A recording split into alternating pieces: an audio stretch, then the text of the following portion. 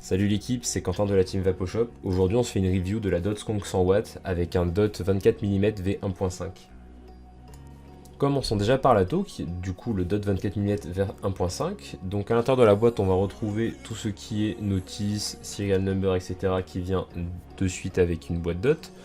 Dans des magnifiques petites fioles en verre, nous allons retrouver la tow qui était dans la fiole de droite. Des joints de rechange, au centre les vis qui permettent de le passer en BF, un petit drip supplémentaire qui vient avec la cloche, la petite clé dorée de chez Dot qui permet de serrer son montage, et la clé de serrage au-dessus pour le changement des vis pour le passer en BF. Dans la boîte de notre Skunk, nous allons retrouver du coup la box avec son câble de charge bien évidemment. Et ensuite on va aussi avoir deux réservoirs qui vont permettre de changer l'égout pour le BF, vu qu'on peut les remplir, il y a une contenance de 8 ml dans chacun. Et nous allons être sur une box qui du coup va accueillir des accus de 21700 taille maximum. Et bien sûr nous allons pouvoir mettre des 20700 et avec un adaptateur des 18650. Nous allons retrouver l'écran des réglages du coup juste à côté de l'accu uniquement sur la Skunk 100W.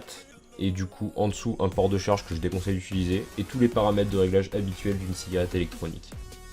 De l'autre côté, on accède au réservoir pour le BF avec la box qui est prévue à cet effet.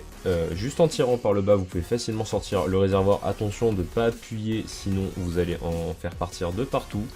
Et tout simplement, il suffit de repousser vers le haut doucement en enclenchant bien dans le trou pour que ça ne coule pas. Comme il faut toujours être bien équipé, moi j'ai un Coil Master qui a du coup tout l'équipement nécessaire au bon montage de nos résistances.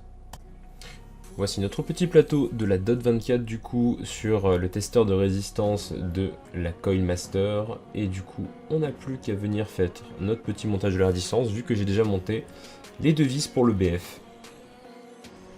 Du coup je fais mon montage de mes résistances, je viens les couper à la bonne longueur pour mon atto et je viens les ajuster avec la petite barre à la bonne dimension.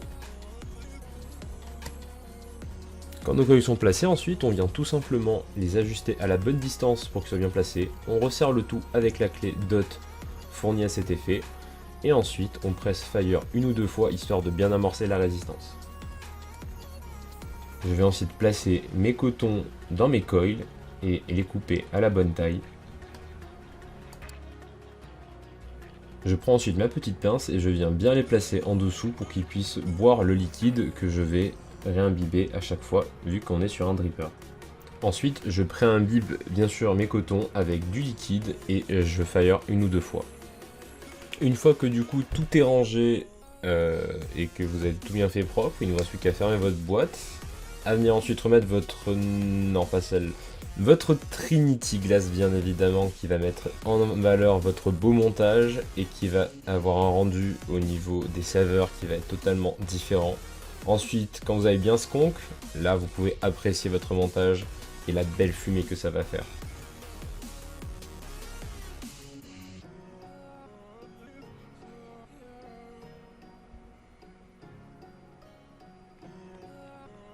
Maintenant que c'est fait, il ne vous reste bien évidemment plus qu'à vaper, à profiter de votre montage, vous pouvez Skunk, ce que vous voulez.